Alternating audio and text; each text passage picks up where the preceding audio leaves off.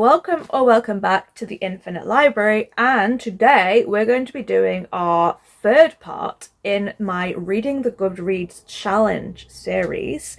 And this time around we're going to be doing YA fantasy versus... So if you've not seen the first two parts, links can be found down below, or I'll link them up here. But so far, it's been an interesting journey of me reading last year's Goodreads books, for sure. If anyone's just clicked on here and doesn't actually know what I'm doing, essentially, I wanted to have a look at what books were nominated and actually won in the 2023 Goodreads Awards.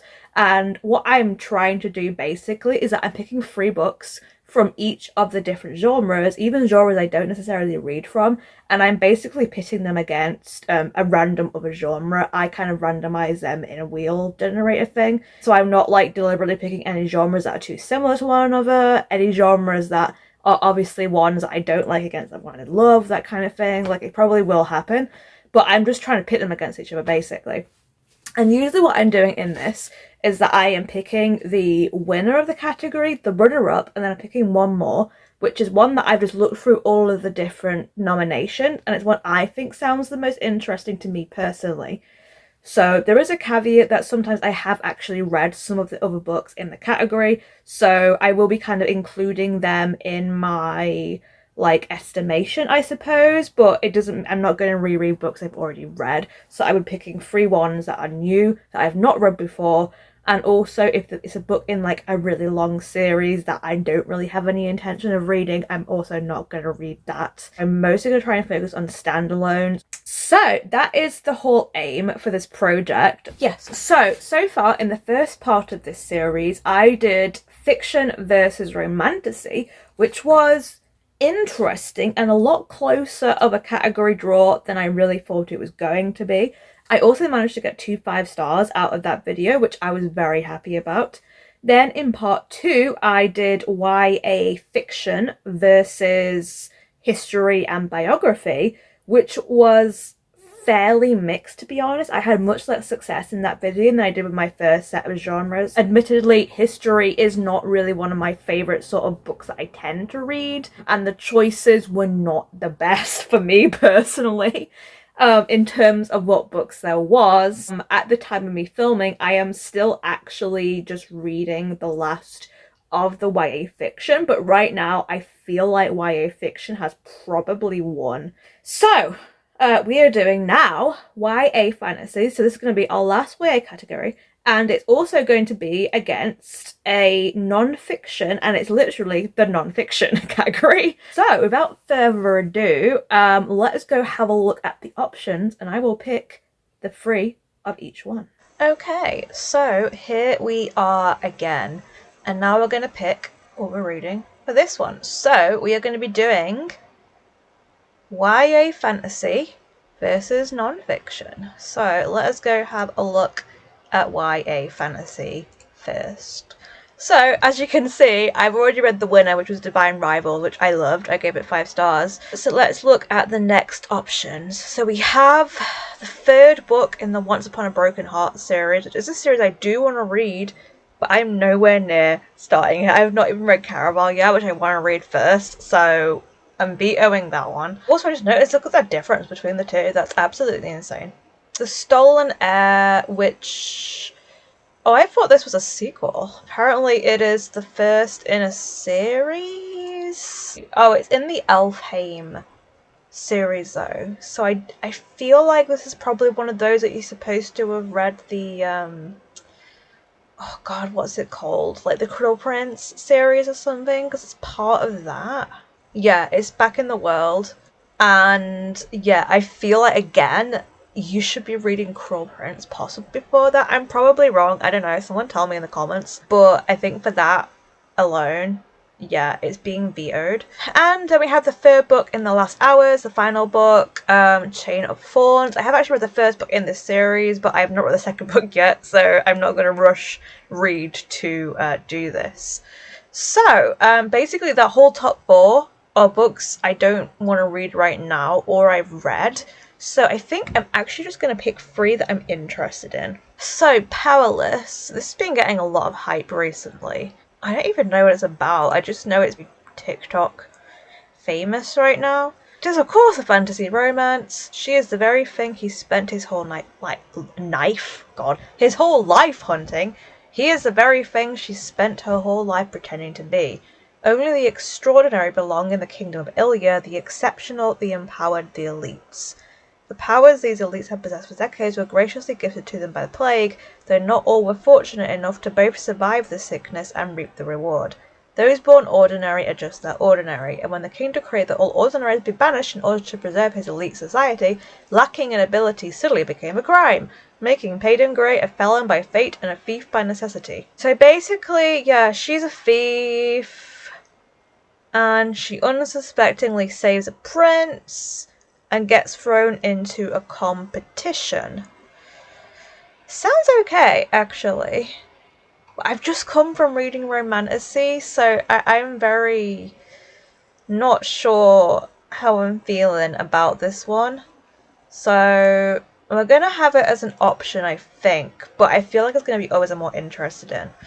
Okay, you can already see right away, these next two are ones I want to read, and they're also ones I already own, which, not gonna lie, that probably will sway my judgment. So next we have What the River Knows by Isabel Ibanez, who is a Bolivian-Argentinian author. No, she isn't, sorry, her character is Bolivian-Argentinian. So I remember hearing about this one. Basically, this is about this girl who, she's like very privileged, but then her parents are away all the time, and her parents often leave her behind when they go around the globe, but then they die. So she inherits a massive fortune and a mysterious guardian, an archaeologist, in partnership with his Egyptian brother-in-law, and she wants to find answers basically about what happened to her parents, I think. So she goes to Cairo. Set in 19th century as well. This is basically, yeah, everyone was like, it's the mummy, essentially. So that sounds really fun, and I'm very game for an Egypt one. So yeah, I think this is definitely probably going to be one of my choices. It's currently set at 3.92. This is a 4.26, so actually much higher. Next we have Study in Drowning, which I'm dying to read, so I feel like I'm probably gonna pick this one, plus I already have it. So yeah, this is about a girl called Effie, who is obsessed with like this fairy tale book that she used to read when she was a kid. It's an epic about a mortal girl who falls in love with the fairy king and then destroys him.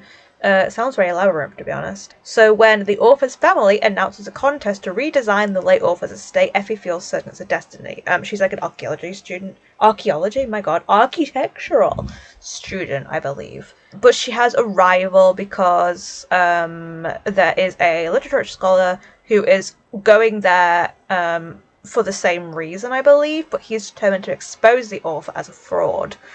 So yeah, it is a fantasy, and I'm very intrigued as to how it gets into being fantasy. Assuming it's because the story is real, but yeah, very intrigued. I always love books about books, so this is definitely a strong possibility as well.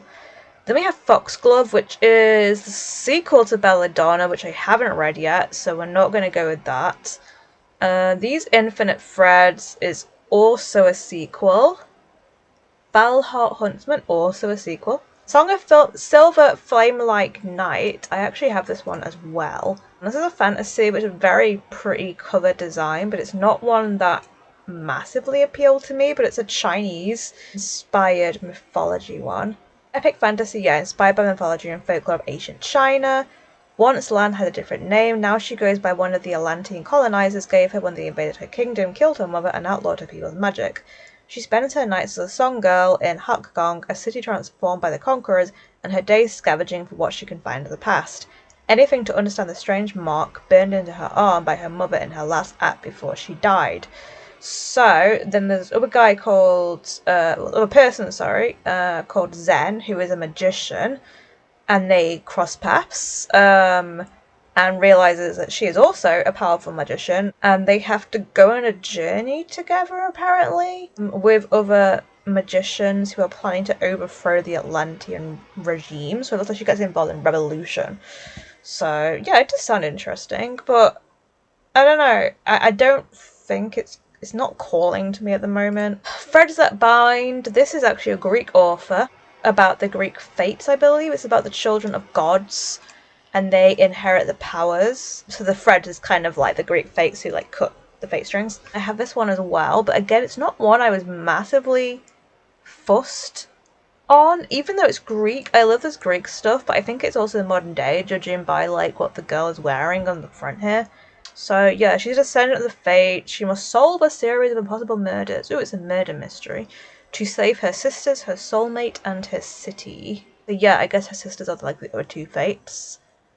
She must work alongside the right hand of the infamous mob queen and the boy with whom she shares a rare fate thread, linking them as soul. Okay, that's why it's soulmate then, because like the fate thread between them. I thought it was just saying that to be like, and here's the romance. I've literally heard no one talking about this, so even though it's Greek, and I want to check it out because of that, I don't think it's going to be for this video. Okay. Oh, we've got some tempting options here. So we have one called Delicious Monsters, which I think is a horror. This is about a girl called Daisy. She sees dead people. She gets dumped. Her mother inherits a secluded mansion where she used to be in her childhood. Oh, and the house is haunted. Oh, there's also a best-selling author, apparently, around. Oh, okay. This actually sounds really interesting. It's a horror YA fantasy mystery. Yeah, I definitely like these are feeling. I don't think I'm gonna give Powerless actually. I feel like there's a lot more interesting books here to pick from than a romantasy, so we're gonna veto that. House of Roots and Ruin. That is a sequel to a book I think I do want to read. It's like a gothic thriller thing, but it's a sequel, so no. Spice Road. I remember this coming out. It's an Arabian inspired one. So yeah, they use spice as magic, which is very cool. 16-year-old Imani has the affinity for iron, is able to wield the dagger like no other warriors. Her brother has tarnished the family name after he was stealing spice and he disappeared. But she discovers he may be alive, and it looks like she has to work out what's going on and I guess try and help / save her brother. Oh, it is like absolutely pouring it down with rain outside. If you hear background noise, that's why. Blood Debts. I'm actually super interested in this one. It's something about the cover. I'm vibing with that cover. It's giving me peak. Yeah, I was gonna say it's set in New Orleans, and it's LGBT, which we've not had many of those. So I'm always probably gonna go more towards an LGBT. So it also looks like it's a murder mystery. So on the anniversary of this like murder that happens, 16-year-old twin heirs to that family are mourning their father and caring for their sick brother until by chance they discover their mother isn't sick, she's cursed. Ooh. So the girl is Christina. She was given up her magic for good. Oh, an ancient spell is what killed their father, and she was the one who cast it. Whoops. For Clement, however, magic is his lifeline, a distraction from his anger and pain, even better than the random guys he hooks up with. I think it's contemporary. So this is contemporary, which I didn't think it was. I thought it was historical. So yeah, it's all about intergenerational curses. And the twins used to be very close to one another, but now they aren't. But they're gonna have to like trust one another basically to like solve the issue. That sounds so good. I'm very, very down for that. Okay, last four. Silver and the Bone. This is a King Arthur retelling, and I have it, but I'm gonna be honest, I have no in this one. So I'm not even gonna go there. I think it's a romantasy again. Scarlet Veil is a vampire one. Let's have a look.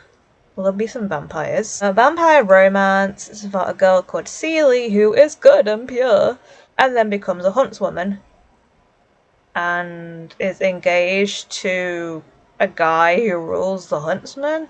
She tracks a killer, catches the attention of their king. Oh, okay. So I'm guessing she goes on a hunt for this like vampire king and ends up falling to him instead.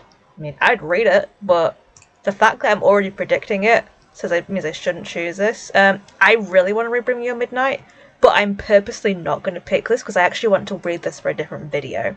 But this is I think this is it's a romantasy, but I've heard really good things about it. So I am vetoing this only because I am going to read it for something else. And then finally we have House of Marion, which is another horror. This is based off something, I think, isn't it? Now, is this inspired by something. I don't remember. I thought this was like a retelling of something. I'm surprised this is the lowest, actually, because I've actually heard people talking about this one, whereas I haven't heard people talking about some of the others. It's about a girl called Quell, who is 17. She's fled from the city to city in order to hide the deadly magic that she has. Quell inducts into a debutante society of magical social elites called the Order that she never knew existed. If she can pass her free rites of membership, she'll be able to secretly bury forbidden magic forever. If caught, she'll be killed. Oh, and there's some guy called Jordan who is her mentor. So there's probably a romance there going on, I'm guessing. That doesn't actually sound as interesting as I thought it was going to be. I really thought this was going to be more horror from the looks of it, but it doesn't even look that horror, so... I think these are the ones I'm going to go for. Yeah, I already have What the River Knows, and it just sounds up my alley. Study in Drowning, I'm really feeling the gothic vibes of this one, and I've also heard I've heard some people say they love it and some people say they hate it, so I really want to see which end of the spectrum I fall on, and Blood of Debts just sounds so good. So yeah, these are the three I'm going to pick, I think, for my YA fantasy. So, for non-fiction, this one's going to be tough because we all know how well the history went for me. So I think I'm just going to outright say I'm going to read the winner and I'm going to read the runner-up straight away. Do either of them sound interesting to me? I mean, the second one does. It's called But's Backstory. But the first one is called Poverty by America. It sounds depressing as hell. It's all about poverty in America. 300 pages. Still quite a high rating. It's set at a 4.27. I mean, I do hope I'll like it. It's more about sociology, which might be more interesting than history. I'd be interested if there's some good arguments in here. Yeah, this book is compassionate and gives us new ways of thinking about a morally urgent problem. So I am kind of hoping this is going to be interesting in terms of what it has to say. So that is going to be the first choice. But's a Backstory, which sounds hilarious and is probably going to be the perfect thing to read after I've read something that is probably going to be extremely depressing. This is basically about butts and how people think of them, I guess. Part deep dive reportage, part personal journey, part cabinet of curiosities, Butts is an entertaining, illuminating, and thoughtful examination of why certain silhouettes come in and out of fashion. And how larger ideas about race, control, liberation, and power affect our most private feelings about ourselves and others. I kind of love it. I also kind of love the title. Although I wish it looked like an actual peach and not just an emoji of a peach, but I guess that's also the point. So yeah, I'm down to read that because it sounds like it's going to be a good time. Okay, so then we have The Art Thief, which does sound interesting. It's a true crime about art thieves, so that's definitely an option. I'm going to go through these quite quickly just because I feel like there's not many I'm going to be interested in. 8 Rules of Love, How to Find It, Keep It, and Let It Go. I don't really want to read about romance, so I'm going to veto that one. On Our Best Behavior, The 7 Deadly Sins and the Price Women Pay to Be Good. Okay, it's talking about the 7 deadly sins. Women congratulate themselves when they resist the donut in the office break room. So it's talking about them not sinning. Basically, this probing analysis of contemporary culture and thoroughly researched history explains how women have internalized patriarchy and how they unwittingly reinforce it. I don't think I really want to read a book that is technically about women. It's really going to be about the patriarchy. So, nope. Doppelganger. This one actually sounds quite interesting. This is a memoir, actually, and it's basically about this woman called Naomi Klein, and she was like, what's it called, like deep-faked or something? Like someone totally stole her identity. Combining comic memoir with chilling reportage and a cobweb-clearing analysis, Klein seeks to smash that mirror and chart a path beyond despair. What do we neglect as we polish and perfect our digital reflections? It sounds, especially like given today's current age, pretty interesting, so I think this is an option. The Science and Art of Longevity. It's medical thinking on aging. Not right now, I don't think. I'm interested in the whole preventing chronic disease. Okay, this I've heard actually really good things about. The Creative Act, A Way of Being. I think it was it Fictional Fates that said this book was really good. And it's just all about creativity. I don't know exactly what it's about. I just know it's about creativity. but I've heard really good things. Yeah, and about how to keep it in your life, so I do like the sound of that. Okay, Trail of the Lost. The relentless search to bring home the missing hikers of the Pacific Crest Trail. So this is like another true crime kind of thing. Then we have How Far the Light Reaches, which I actually do want to read.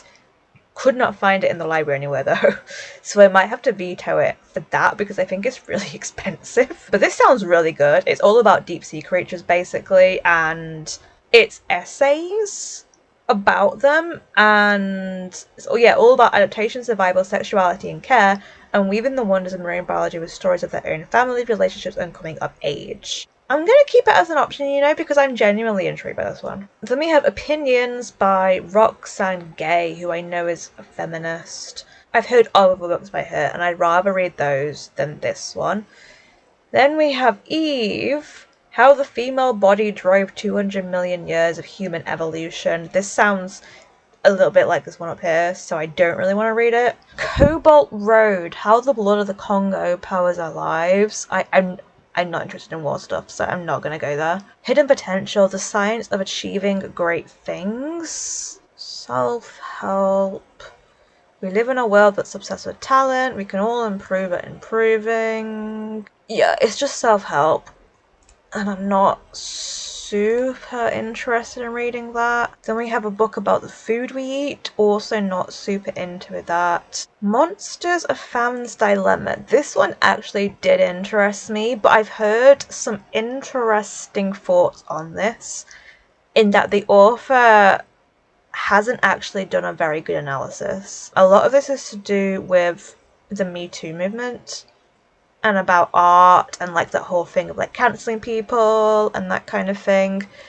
And from what I gather, I don't think her argument is maybe as thought out as I was kind of hoping it would be. So I don't think I might pass on this one actually, even though it was one I was actually really interested in, but I have heard things that are kind of swaying me away from it, and these other ones have higher ratings. So I feel like I might be better placed with one of those others, or probably none of these down here, let's be honest. How School Reform Harms Black Children and How We Heal. It does sound important, but it also sounds like, I'm being honest, I don't want anything depressing as my third book, because I popped this one, which I think is going to be depressing, so I'm not going to pick that. This is not a self-help book, it's a wake-up call. It's a memoir from someone? It's weird, isn't it, how all these non-fiction stuff, some of them are memoirs, and they're not in, like, the biography section. I guess he's a runner? It really doesn't actually say much about what the book's about, which doesn't help me. I feel like that's a bad blurb. Then we have The Good Life. This is a self-help one, I guess, about happiness. And then finally, The Art and Science of Getting Happier, Build the Life You Want. Again, I don't want to read self-help for this. That is not the kind of thing. I do read self-help, but it's not really something I want to read for like a challenge, because it's not really something I feel that you can judge very well, because self-help is different for everybody. So that does mean I'm definitely reading Poverty, even though I'm probably not going to enjoy it. I'll read Butts of Backstory because it's the runner-up and it sounds hilarious. So that means my options are Doppelganger, which I'm tempted to veto because it's more of a memoir. But it does sound really interesting as a thing.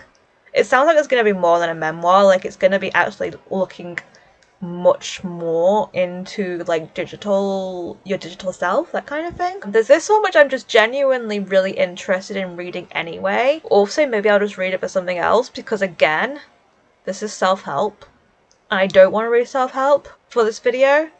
Or How Far the Light Reaches, which I think is honestly probably the one I've been most interested in, but it depends on if I can get a copy or not. Yeah, you know, I'm vetoing Creative Act because it is self-help. So we're going to go with either as my third one.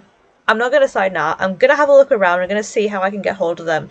And then I think it might be a case of which one I can get hold of, which I think Doppelganger is probably the one I can get hold of easier. But it's either going to be Doppelganger for my third one, or it's going to be How Far the Light Reaches, because it does sound right up my alley. So yeah, I guess those are the ones that I'm reading for this challenge. I will see you once I've read some of them.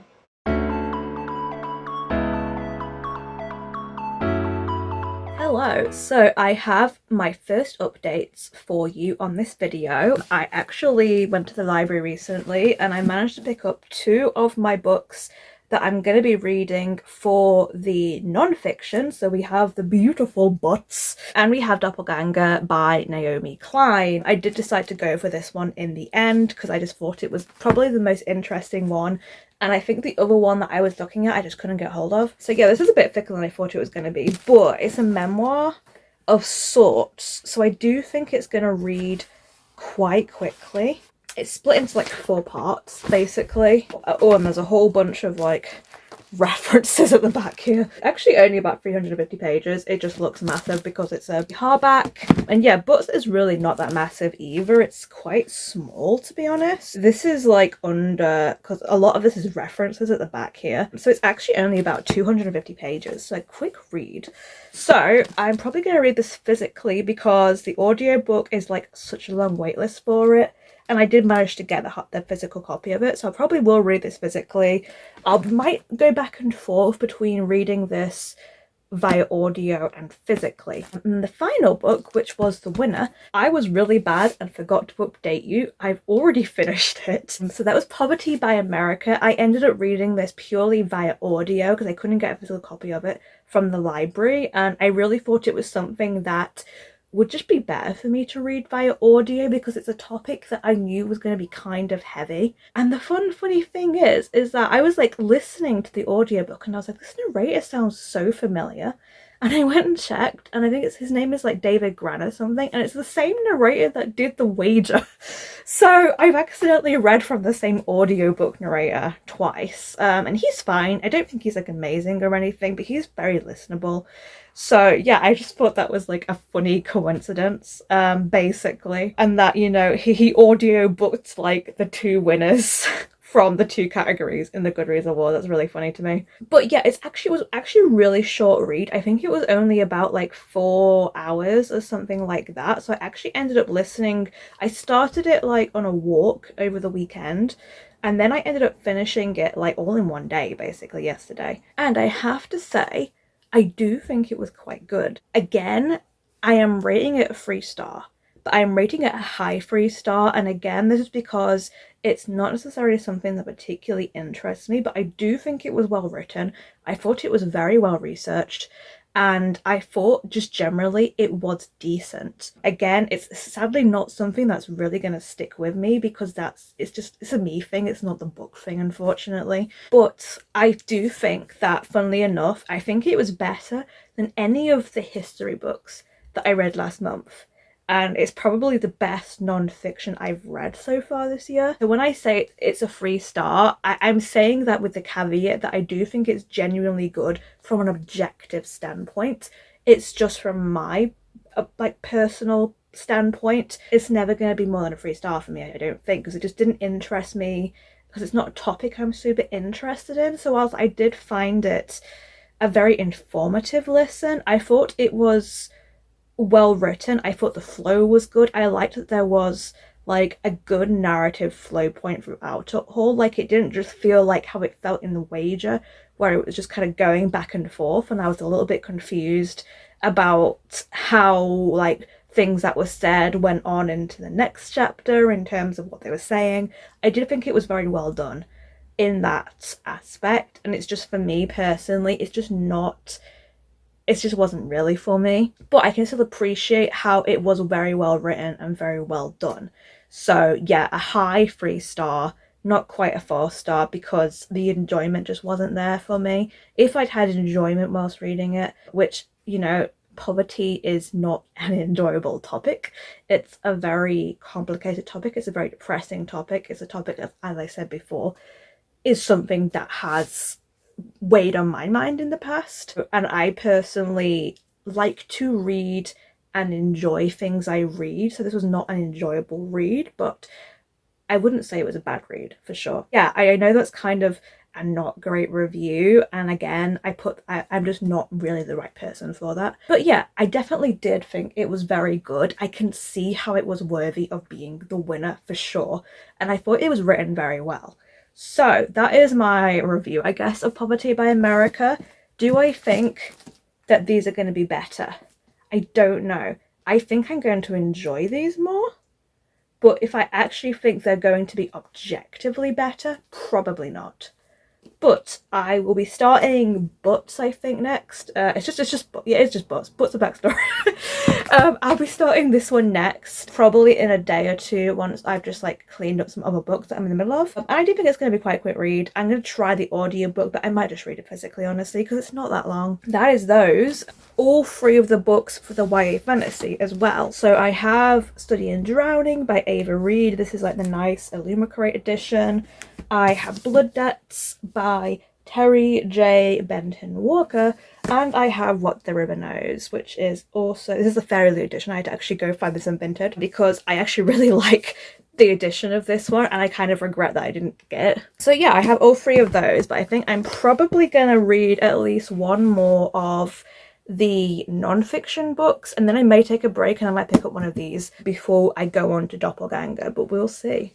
So yeah, not the worst beginning so far for this video. I have thought the first book was pretty good so far, and I'm hopeful that I will actually enjoy all of these books, to be honest, in some way or another. Like Poverty was the one that I was the most worried about, and finding it a very heavy read, and whilst it was heavy, I don't think it was so heavy that it was unreadable, which was my worry. I think if it had been longer, then possibly, but I thought some of the author's arguments were really good, and as I said, very well researched, and I think it was just long enough so it didn't get to the point where it was just kind of soul crushing. So yeah, that is my first update. Let's hope the rest of this is good. Basically, I'm excited. Hello. So ignore the mess behind me. I am like pulling out a whole bunch of costume stuff out at the moment to try and put together something for Pride.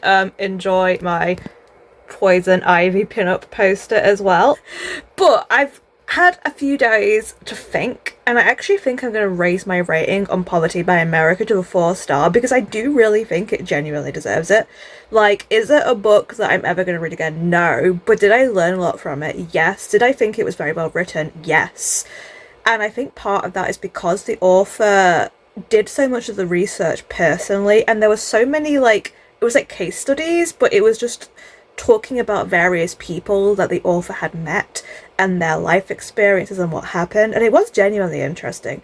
So I think I was being a bit harsh by giving it a 3-star just because it wasn't necessarily something that I enjoyed, and I'm aware that when I said I enjoyed it, like, that makes it sound like I didn't enjoy it. That makes it sound like it wasn't a good read, because it was. And in terms of enjoyment, I just personally don't like reading depressing stuff very often. But I do genuinely think it deserves a 4-star, so I'm actually going to raise that rating. And yeah, we'll see what happens with the rest of them.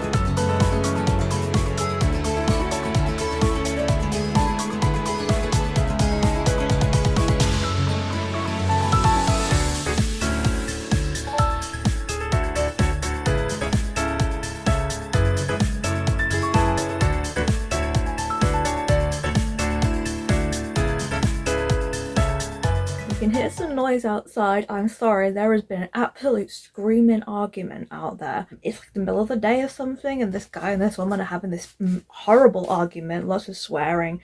People keep coming out from the street to have a look. I've just seen a police car come outside.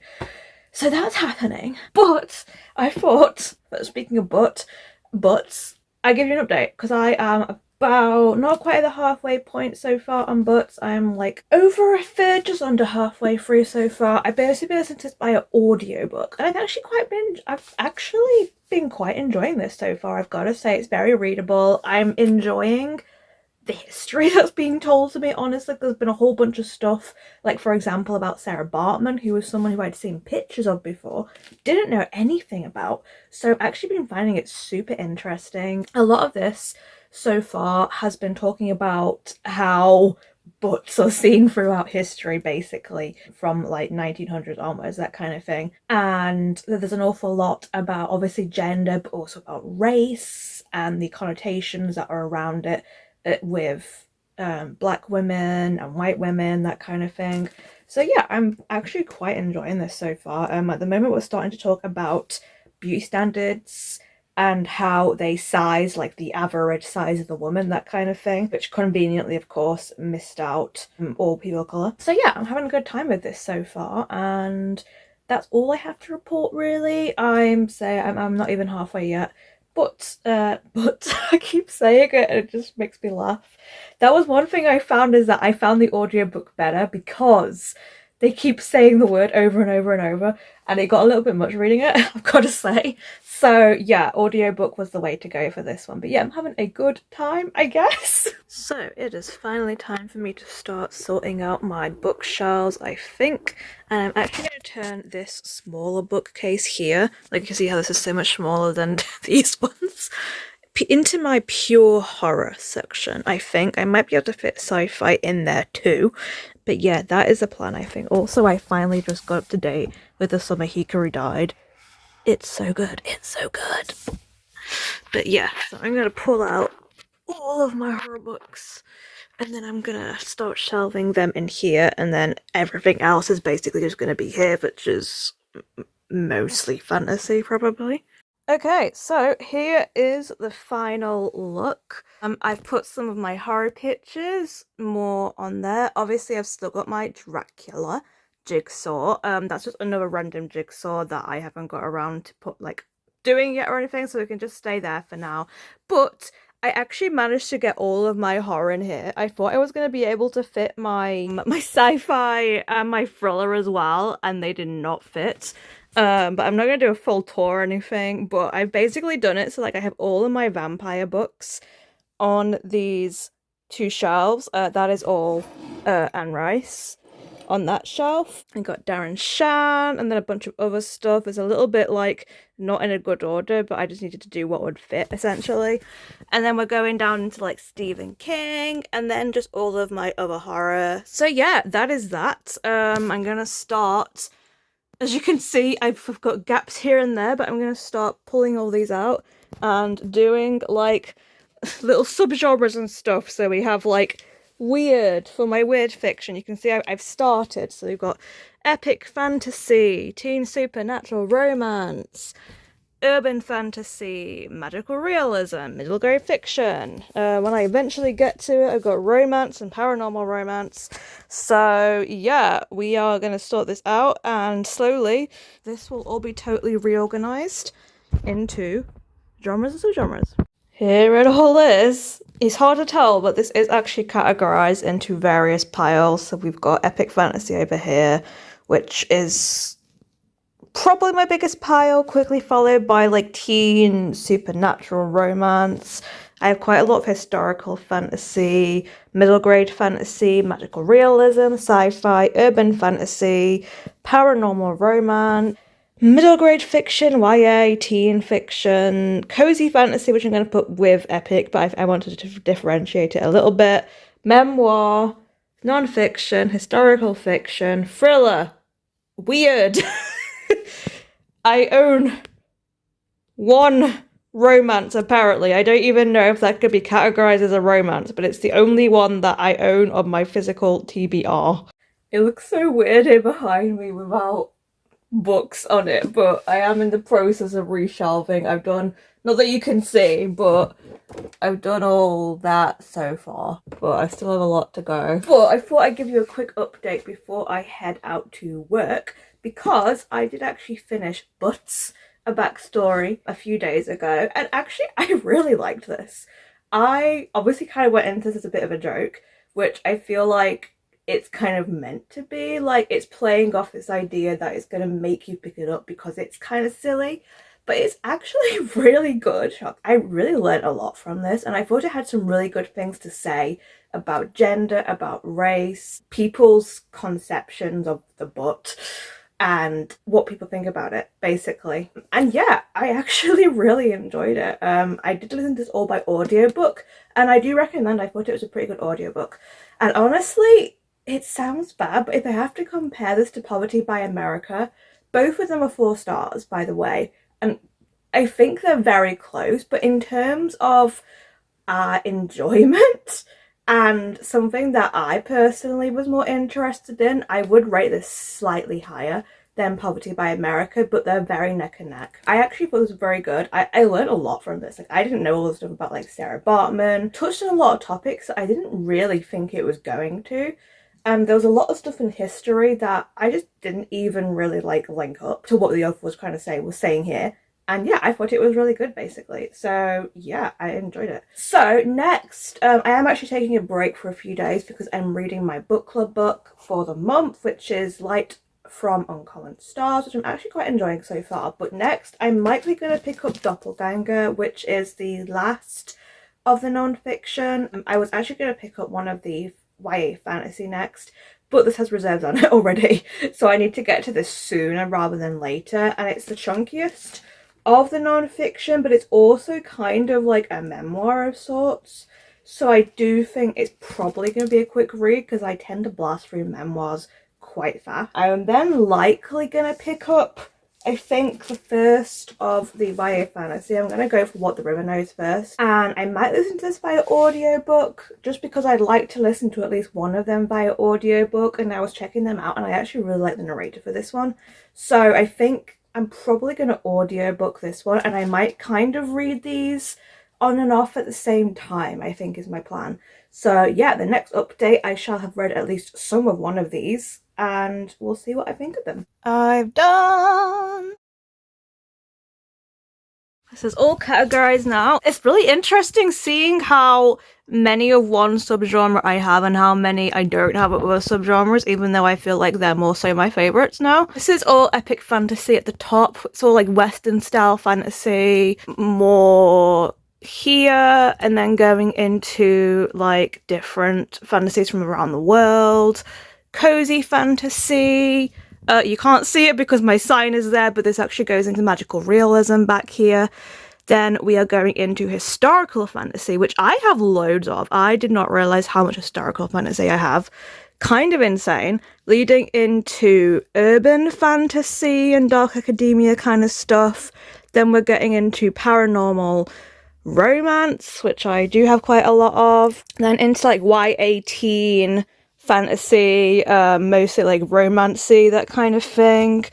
Yep, I still have Twilight. Then into like middle grade fantasy. Welcome to my oddish. And then into, I think that's literary, no, sci-fi, sorry, into sci-fi, which I don't have very much of at all. Then into thrillers, which I own like 5 thrillers that I actually have kept. I've only just started getting into reading thrillers recently.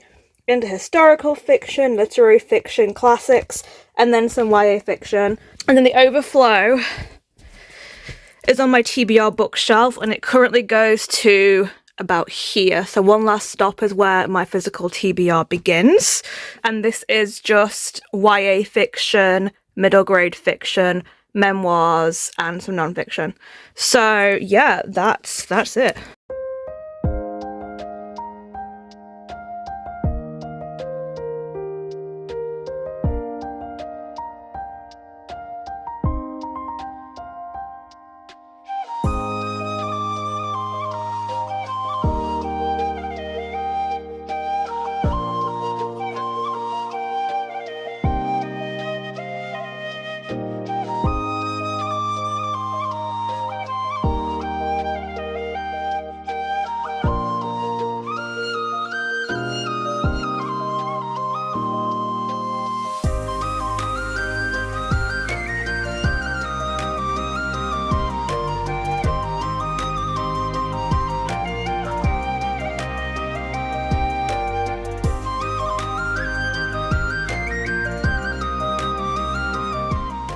Hello, so a really quick update here. I am kind of slumping with Doppelganger, not gonna lie. I am very much realising now why I've been reading all the non-fiction via audiobook because I find that it's easier to digest.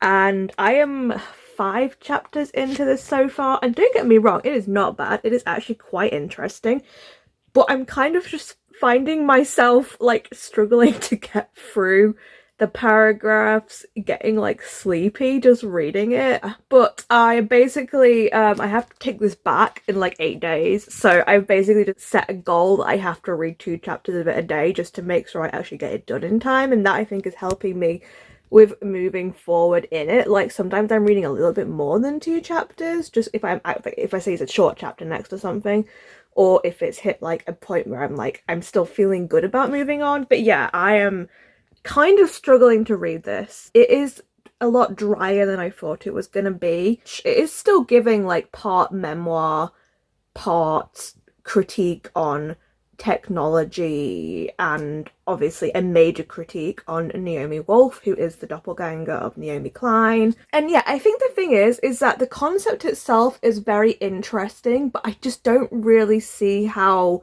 a 400-page book has a lot more to say than what it's already said, I think, is the thing.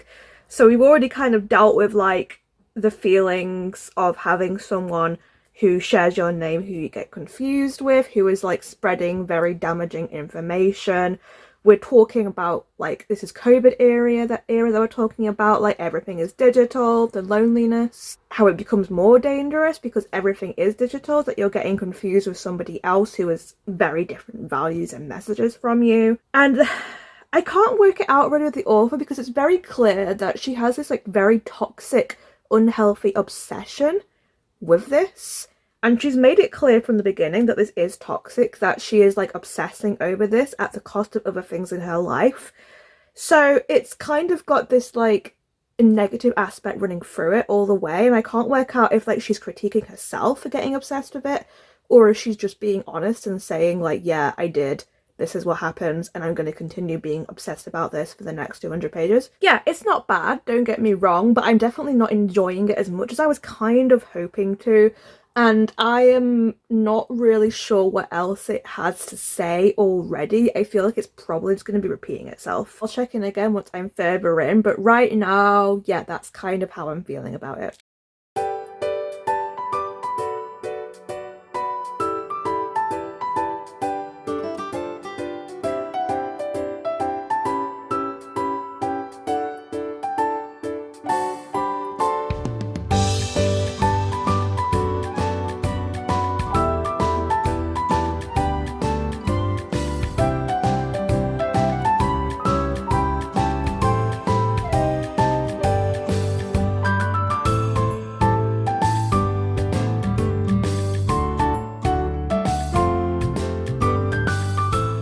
Okay, so I actually finished What the River Knows last night. I realised I didn't really update you whilst I was reading this. I read this quite quickly, pretty much in 2 sittings, I would say. It was a very quick read, but I actually really enjoyed this. I think overall, I am probably going to rate this a low to mid 4. It was just kind of like a good time of a book. Like, it definitely did deal with some like more serious topics, what with our main character Inez, or Inez, I don't know exactly how it's pronounced because it doesn't actually give a pronunciation guide, but the book obviously starts with finding out that her parents are dead, so she is going off to Egypt to kind of look into that. There was a lot more about family in this book than I was kind of expecting. There was the romance elements, which I didn't hate, by the way, but it wasn't like overtaking the book's story, which I appreciate, and this really did give me the Mummy vibes. The whole like she goes onto this expedition, she's not supposed to be going on this expedition,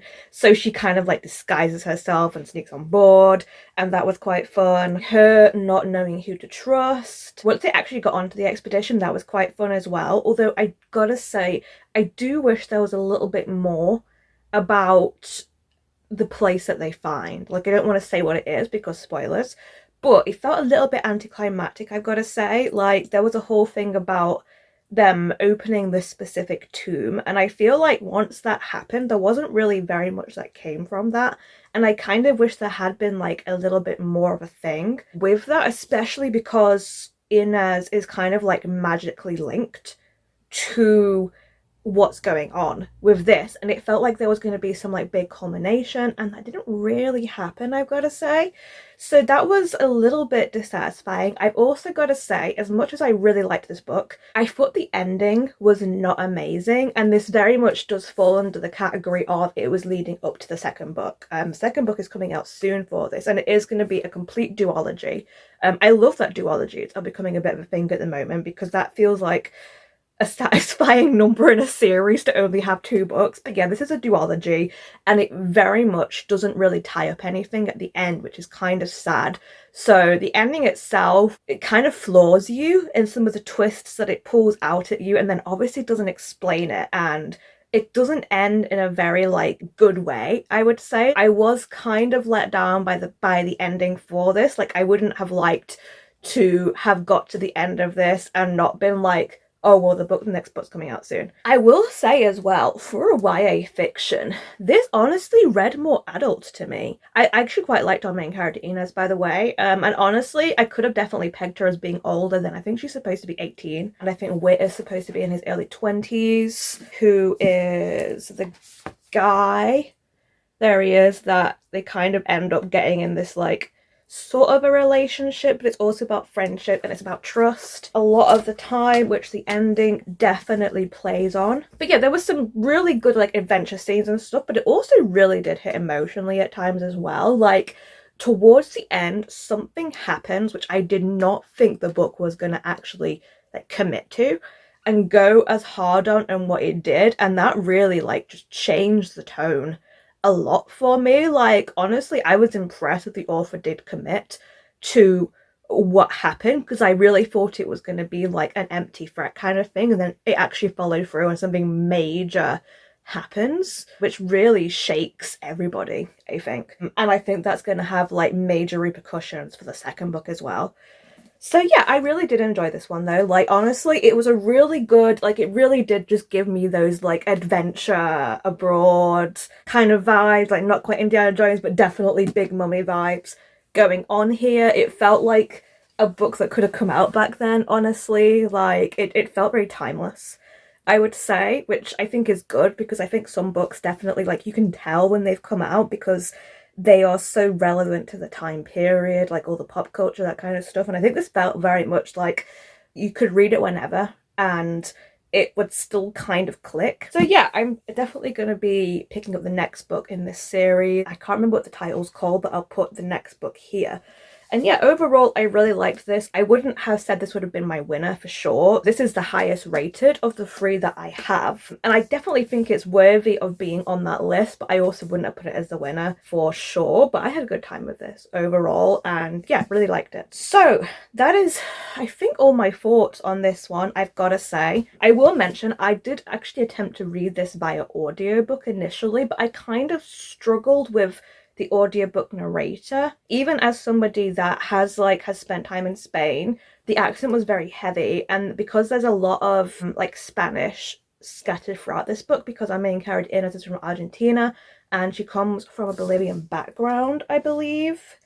And there's a lot of Spanish in here, and I think some of the accent was just a little too heavy in the audiobook for me to be able to get on with, so I just had a better time reading this physically, honestly. Yeah, overall, this was a win, I would say. I really enjoyed it, and I guess this means I can pick up one of these 2 next. Study in Drowning is still like the one, and I'm anticipating I'm going to like the most. So I think I might actually go Blood Debts next, which I'm very excited about. This is going to be, I think it's a more modern one. It's hard to tell because the front cover makes you think this is going to be like, I don't know, set in like the 1920s or something, but I think this is actually set in modern times. I'm not entirely sure. Ooh, I didn't even notice this, but this is very cool. It's like magic tree or something. We've got light magic, which is white mages and warlocks, shadow magic, which is vamps, and a mix of sun and moon, and then moon magic, which is Gen or Gen. And then we've got a like family tree with like some people have been crossed off. Oh, it carries on. It's a very big family tree. There's like loads of different families in this. Ooh, and we actually are starting off with like a newspaper article from the New Orleans Herald saying, honoring the victims of magical malpractice, the DuPont Estate massacre 30 years later. Okay, this is definitely recent because it's talking about a 2017 study in this newspaper article. Oh, this is going to be, it looks like this is kind of first person, but it looks like we are skipping back and forth between, I'm guessing, the two twins. Yeah, Clement and Christina. So Clement is this one here, and this is Christina, I guess. So yeah, I think this should hopefully be good. I'm looking forward to it. This also has a second book out already, I think, for this one, and it might only be a duology as well. I'm not entirely sure. But yeah, I will update you once I've read some of this, I guess.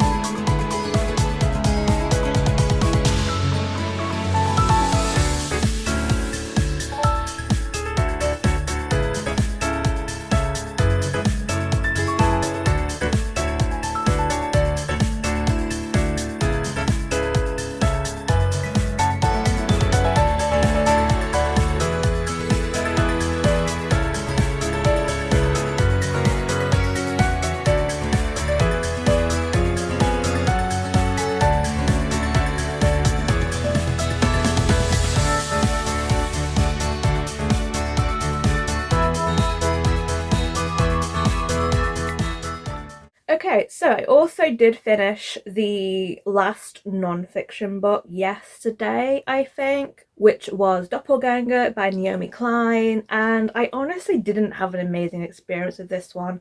Overall, I would rate this a 3, and it's probably the one I liked the least of the 3 non-fictions. Like I said, I think it was a very interesting concept, and I found a lot of stuff in it quite interesting. But I also found it to be really long-winded. I feel like it was repeating itself a lot. There was a lot that it didn't necessarily need to say, it tangented quite a bit. And although there was a lot of interesting lore around doppelgangers and the mirror world and just in general, how people perceive you online and how you can get obsessed with online stuff, particularly during the pandemic, I think overall I just found this hard to get through, honestly. It just felt like it was too long. I got less interested in it as it went on, unfortunately. I also didn't realize, I probably would have known this if I actually knew who Naomi Klein was, which I'd never heard of her before this. I just assumed that she was just, as you say, it says, she's a professor and a journalist. I didn't realize how into politics she was. And there was a lot of stuff about politics in this book. And there was a lot about history as well, because she and I believe Naomi Wolf as well are both Jewish, and there is a lot of stigma and racism that comes with that, and she was kind of looking at a lot about this, how Jews have been persecuted in the past, and going into the Iraq-Palestine war, which I was glad that she brought that up, I've got to say.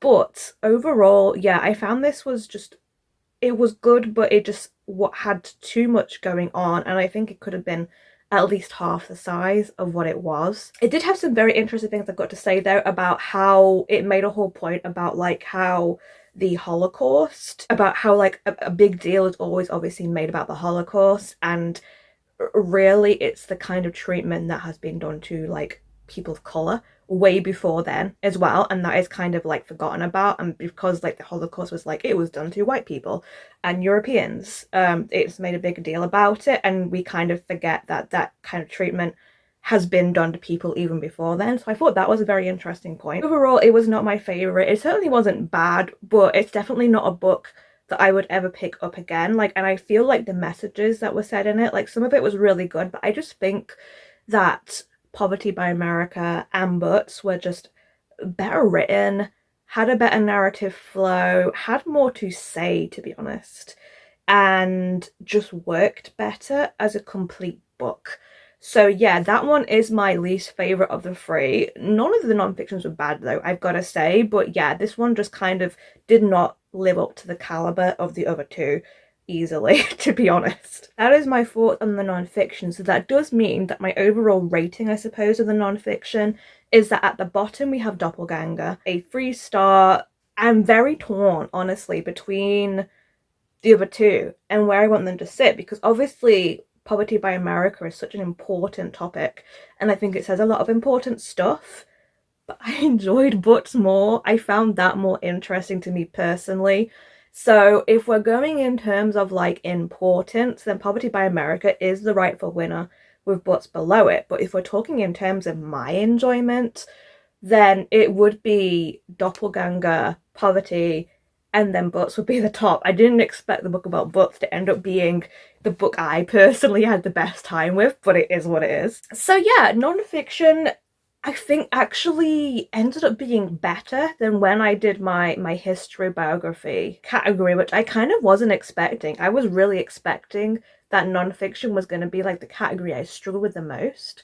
And whilst I definitely really kind of only listened to non-fiction by audio, I realized like that was part of the experience for sure with Doppelganger, is that I think I read it so much slower because I had to read it physically. I've learned that, yeah, there is actually some non-fiction that is really good, I guess. Not that I knew that there wasn't non-fiction that was good, but like I didn't really think non-fiction was something that I could personally like, and I still don't think it's a genre that I'm gonna really reach for. I actually didn't hate my experience with this. I mean, it's certainly meant that me coming back to reading my fantasy books has been really nice and refreshing after reading a whole bunch of non-fiction.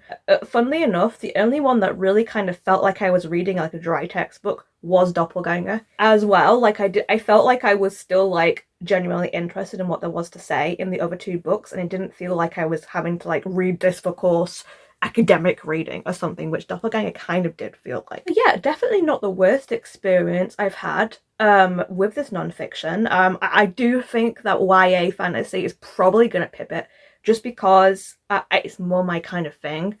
But I'm glad to say that I didn't have a bad time with it, and that I actually overall definitely enjoyed reading the non-fiction books and had like a better rating on it really than I did with having to read the history books. That's an interesting thing that I didn't expect. And yeah, there's definitely a couple of the history books. Sorry, there's a couple of non-fiction books I think I would maybe still check out in the future. The underwater sea one I am very interested in. I do kind of wish I had picked it over Doppelganger now, but it is what it is. I don't think there's any other books that I was particularly interested in. I'm gonna have a quick look again and just check, but I don't think there was anything else really that stuck out to me as something that I would really want to read still. The Art Thief does sound interesting, but I've kind of heard some other reviews about it and I feel like maybe it's not going to be that interesting. I do want to read The Creative Act, A Way of Being, for sure. I think that one sounds really interesting. Is there anything else on here that really sticks out to me? Not really. So the only ones I would actually pick up still from this is How Far the Light Reaches and The Creative Act. And the rest of it doesn't really appeal to me that much, unfortunately. So yeah, that was the non-fiction. We'll crack on with the YA fantasy, and I'm sure you'll hear some more updates about that soon. Hello, a very quick update because I am about to head off because I am pet sitting for a friend over the weekend. I'm also going to Pride and walking in Pride tomorrow. I'm praying it's not going to rain too much, but I'm going to have a lot of free time whilst I am just chilling at my friend's house, playing with the cats. So I'm taking my two final books for this video, the two YA fantasy with me. I'm going to start with Blood Debts on my bus journey there, I think. So you should see some vlog updates soon of me reading and lots of cats. Say it out loud, it'll be okay. I will be alright, I will be alright, I will be alright, I will be alright. I'm off to Pride.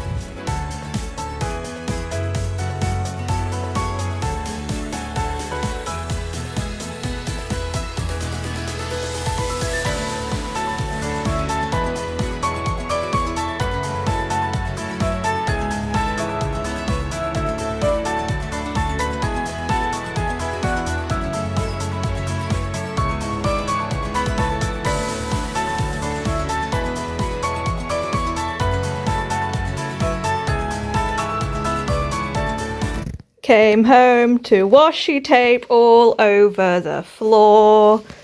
Who is the culprit? Is it Dandy? Is it Dandy? I think it's Dandy. Baby girl, I know. You are the criminal. You are the criminal.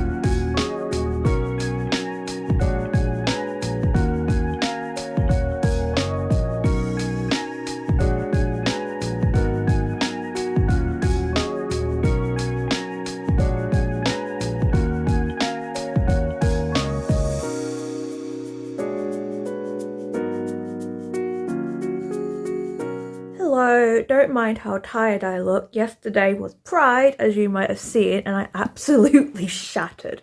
I was so tired last night. I couldn't even like focus to read physically or anything. I literally just put Power Wash Simulator on and listened to an audiobook for most of the evening. That was about as much as my brain could take. But I am a little bit further. I started Blood Debts on the bus, as I said I was going to, and today is reading sprints with Gavin, so my plan is to read as much of this as I can today. I'm just happy for a cozy day, not doing much and reading. Yeah, I am about 50 or so pages into this at the moment, and it's kind of, I'm really enjoying it so far actually. I'm enjoying the dual perspective, although I am forgetting which twin it is sometimes who's talking, but I like both of them a lot as characters. I think they're really interesting. But unexpectedly, we've actually got more perspectives than just the twins in this, because we've actually shifted to another character as well now, called Valentina. I think she's called Valentina anyway, who is actually like a rival of Chris, I think is the female twin. I'm just double checking.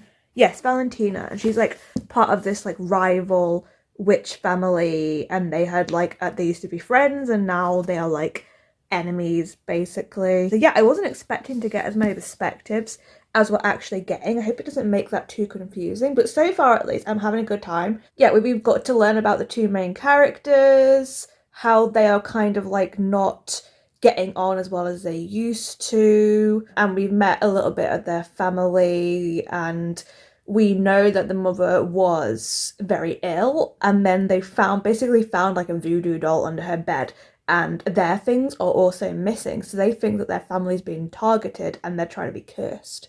So this is going to be an investigation now to work out who is trying to curse them. From what we can tell from Valentina's section, it doesn't look like it's her.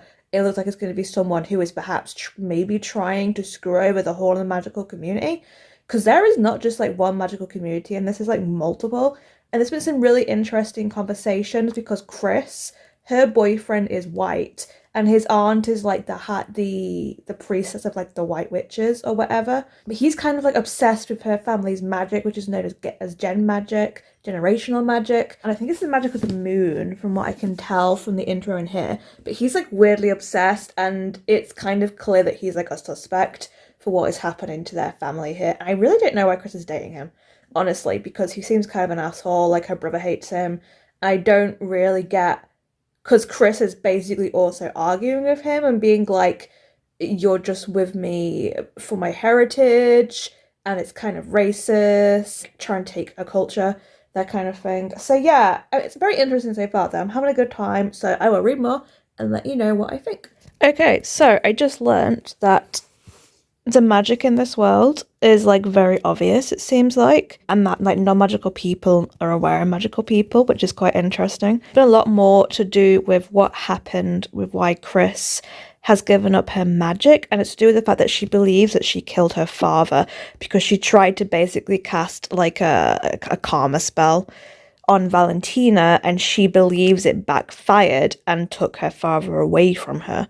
So she thinks she's responsible for her dad's death. And I don't think she is. I think she's going to discover that she is not actually the one to blame, and there's probably more to it. But yeah, interesting so far. I really am so interested in like the magical hierarchy and the magical system in this. It says at the beginning here, we have this like, before the family trees, we have this like the branches of magic. So what Valentina and Chris and Clement practice is moon magic, and what Oz's aunt, who interrupted the council in a very volatile way, and very much is trying to take them down, it seems like, it's light magic. And we vaguely just heard our first mention of vamps, who apparently practice like something in between. So I have a suspicion that maybe Oz is going to end up being involved in shadow magic and become a vamp or something. I don't know. That's my theory so far. Very much enjoying it.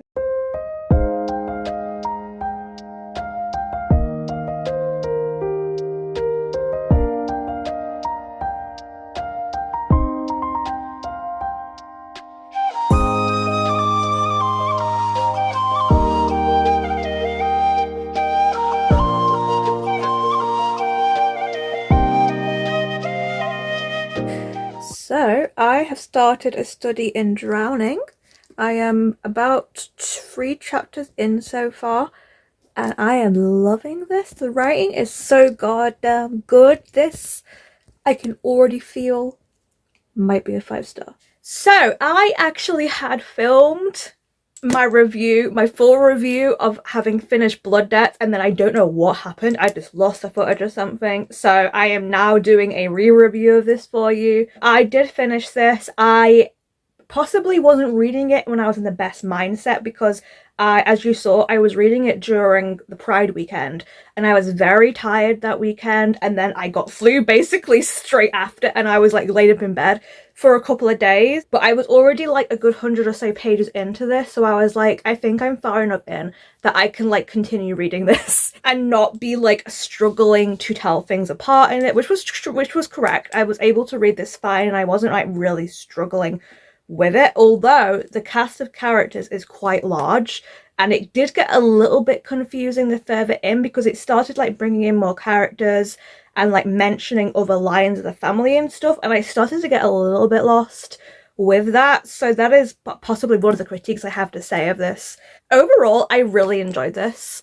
It did not quite live up to what I was really hoping it was going to be. I was really hoping that this was going to be like a 5-star, I love this kind of book, and it fell just a bit short of 5-star for me. I would give this a mid-4, I think. In terms of comparing this to What the River Knows, I think I would say this pips it, but only slightly, and that is mostly because I just think the characters are so well realised in this. I loved hearing the perspectives. I really loved both of these twins a lot, with Clement and Christina, and their individual story arcs. However, my issues are mostly with the fact that this falls into a trope that I really despise in a lot of books, and that is that people do not communicate. So much of this book is basically every single character has some sort of secret that they're keeping from everybody else, and that inevitably causes misunderstandings. It causes the plot to be spun out for longer than it really needs to be if people just talked. So that was kind of frustrating. I also wasn't crazy on a certain thing that happened near the end. Not the end itself. I actually really enjoyed the conclusion for this, and I'm very intrigued about where it's going in the second book. Blood Justice, I believe it's called, and I will definitely be picking it up because I really do want to know what's going on, like, following this. But there was something that happened specifically with Clem and a romantic interest that he had. And I'm not going to say what it is because it's spoilers, obviously, but I just did not enjoy where that plotline went and what that kind of meant for Clem as a character. It meant that he was very absent for the last part of the book. And whilst I really enjoyed that we got more Christina because she was a bit more absent at the start of the book, and Christina's arc was great, I have to say, I was a little bit dubious towards the start because there's this whole thing with like her white boyfriend, who is clearly to everyone is aware of, apart from her, that he's kind of using her, and they are shown to have like a not great relationship, and there is more that comes from that. And there is an incident that happens between the two, and I didn't think it was actually dealt with very well initially, but that actually ended up being an inciting incident that really changed her whole character arc for the rest of the story. So even though I wasn't crazy on how it was originally dealt with, and I wanted there to be like more repercussion from what happened, it actually ended up impacting on the story like so much that I didn't hate it too much in the end. I still don't like what happened to her, but it basically made her arc a lot more about rage and anger, and how she started losing some of that like passive sweetness that she'd kind of started the book off with. Like, she was kind of like the calmer of the twins, and it felt like she lost that a bit as it went on, and it was just a really interesting character arc for her. So yeah, overall, I really enjoyed this. I would recommend it. I will definitely be picking up the next book in the series. I did just like it more than What the River Knows, but there were some issues with it, unfortunately, that meant that it just didn't quite live up to the expectations I had for it, which is a shame. But I think this is great world building, great characters. I love the family.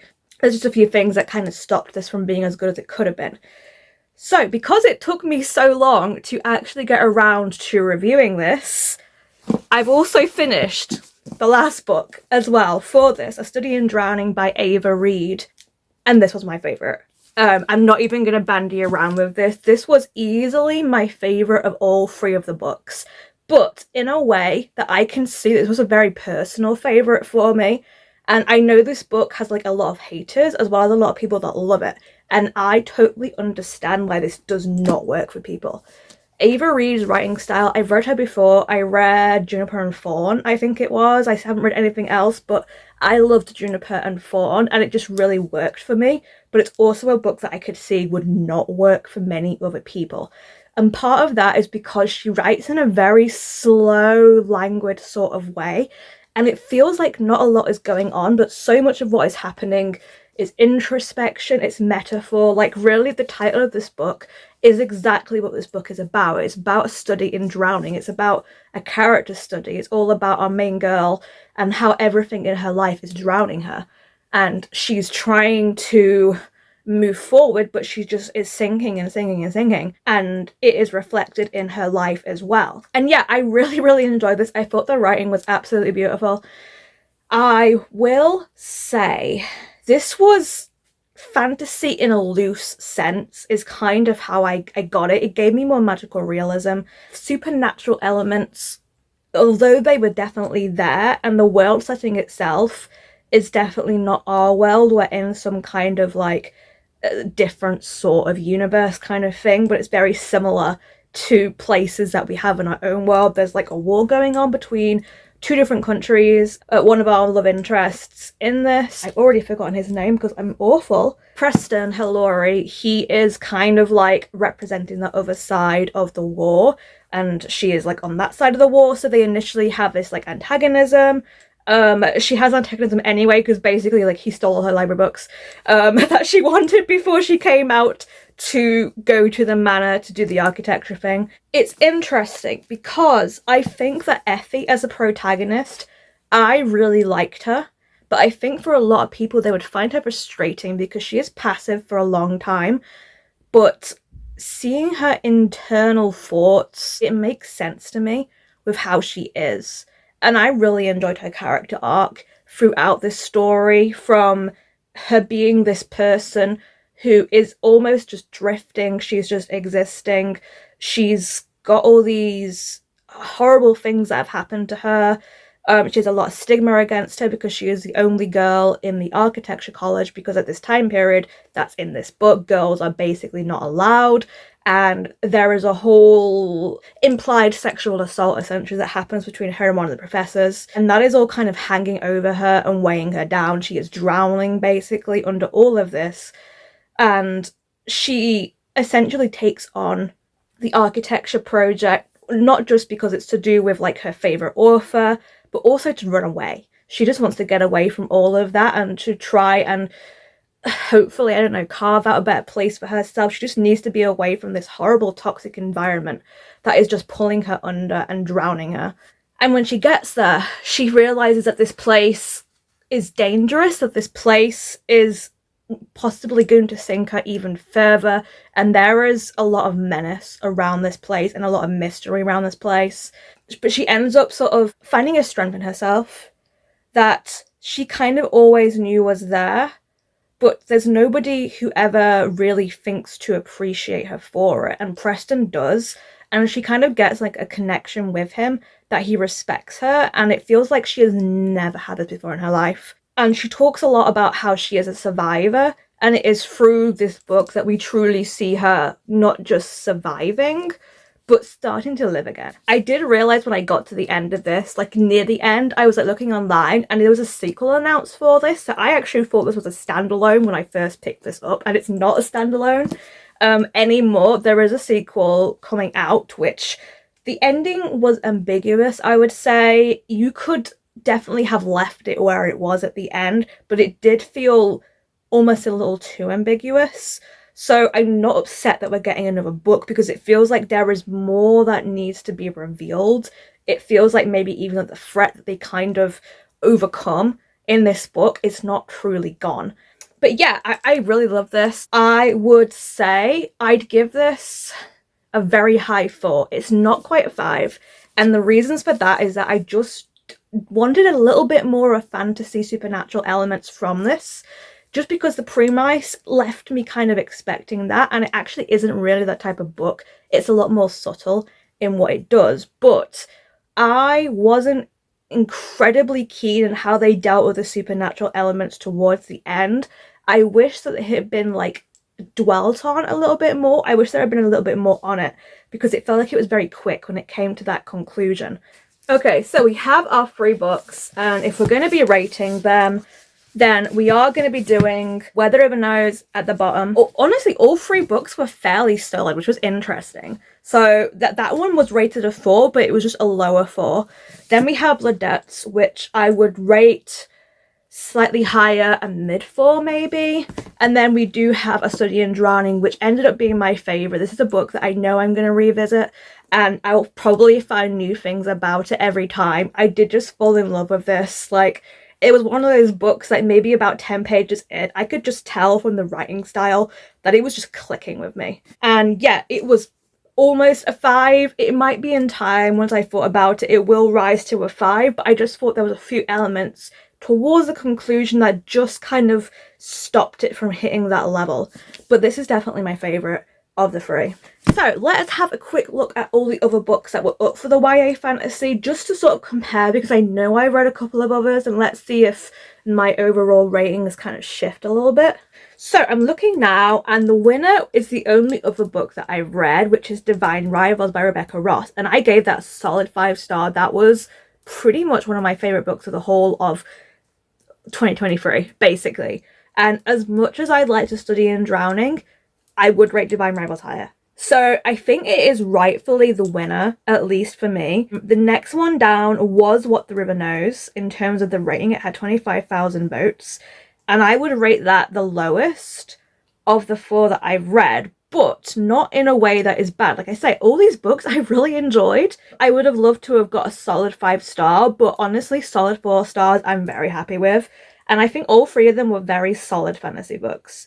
Well, not necessarily fantasy, because I think calling A Study in Drowning a fantasy is a little bit vague. I think they were solid books, basically. Study in Drowning came afterwards with 21,000 votes. That was my favourite. And then the lowest rated one is Blood Debts, which only has just under 3,000 votes, which is very sad. I think it deserves more, quite honestly. And I do think that is because it has just not been as well, like, publicised as some of these other books. Like, I'm seeing a lot of, like, Illumicrate books that are higher up here, like Song of Silver Flame Like Night, Threads That Bind, I don't think Spice Road is one, but they're all, like, books that had special editions and stuff. And I think they're just more well known. So I'm a little sad that Blood Debts is as low as it is, because I do think it deserves to be higher up, because I still really enjoyed it. So in terms of the overall challenge here, I think given that I had a very mixed experience, it's pretty obvious. I kind of did expect it going into this, is that YA fantasy for me does easily beat nonfiction. And I kind of expected that going into this challenge, because I do like YA fantasy as a genre and I don't gravitate towards nonfiction. But I had a better time with nonfiction than I was expecting to have, which was also a nice surprise for me. I got 2 4-stars and a 3-star in that, and I got 3 4-stars from the YA fantasy. So overall, it was closer match than I thought it was going to be, but it was definitely something that, like, for me, I kind of was expecting that YA fantasy was gonna win. So that is it for this part of the project. It was a really interesting one. Next month, I'm going to be doing the next part of the project, where I'm going to be doing thriller mystery versus biography memoir, which was going to be an interesting one. Both are genres that I dabble in, but not necessarily genres that are my favourite. So I think I'm probably going to have a good time though with this. I think they're both very fun genres. And that is it for this part, I guess. If you've stayed here for the whole of the video, thank you. I really appreciate it. I appreciate anyone that takes the time to sit through my ridiculously long video. I'd love if you left a comment down below. Maybe there were some other books that you were yelling at me that I should have read over this one. Please let me know. It will make me prioritize reading them more in the future. And as always, stay safe, stay cozy, and I'll see you in the next video. Bye!